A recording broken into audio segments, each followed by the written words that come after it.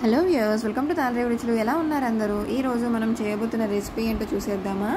మీకు already items చూస్తేనే అర్థమైపోయి ఉంటుంది కదా. ఎంతో టేస్టీగా ఉండే కొత్తిమీర టమాటా పచ్చడి అండి. ఈ పచ్చడి వచ్చేసి మనం టిఫిన్స్లోకి కానీ రైస్లోకి కానీ అన్ని విధాలుగా కూడా సూట్ అవుతుంది అనమాట. మరి ఆలస్యం చేయకుండా ఎలా చేయాలో చూసేద్దామా. ముందుగా బాండి పెట్టుకొని అందులో ఒక 1.5 టేబుల్ స్పూన్ వరకు ఆయిల్ వేసుకున్నాము. ఆయిల్ వేసుకున్నాక ముందుగా పచ్చిమిరపకాయలు కొద్దిగా కట్ చేసుకుని మధ్యలో చీల్చుకోవాలండి. లేకపోతే డైరెక్ట్ వేస్తామనుకోండి టపటపటమని వెళ్ళిపోతాయి. ఇది నేను నాకున్న ఎక్స్పీరియన్స్తో చెప్తున్నాను అనమాట. టిప్ నచ్చితే మాత్రం లైక్ కొట్టి ఫాలో కొట్టేయండి.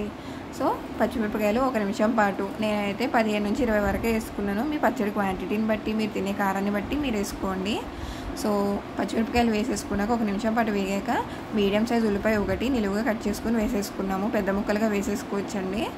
అలాగే 2 రెమ్మల కరివేపాకు, అలాగే గుప్పెడు కొత్తిమీర వేసుకొని కొత్తిమీర వేగిపోవాలన్నమాట. కొత్తిమీర వేగిపోయాక ఇందులో టమాటాలు, మీడియం సైజ్ టమాటాలు 2 లేదా 3 వేసుకొని బాగా మిక్స్ చేసేసుకుందాము. ఈ ఉల్లిపాయలు, పచ్చిమిరపకాయలు, కొత్తిమీర, కరివేపాకు, టమాటా ముక్కలు బాగా మిక్స్ చేసేసుకొని ఇందులో రుచికి సరిపడినంత సాల్ట్, అలాగే చిన్న రవ్వంత చింతపండు వేసి మూత పెట్టేసుకొని టమాటాలను బాగా మగ్గనిద్దాము. వన్స్ టమాటాలు బాగా మగ్గిపోయాక మనం స్టవ్ ఆఫ్ చేసేసుకున్నాము. ఇక్కడ చూసారు కదా, టమాటాలు ఆల్మోస్ట్ మగ్గిపోయాయండి.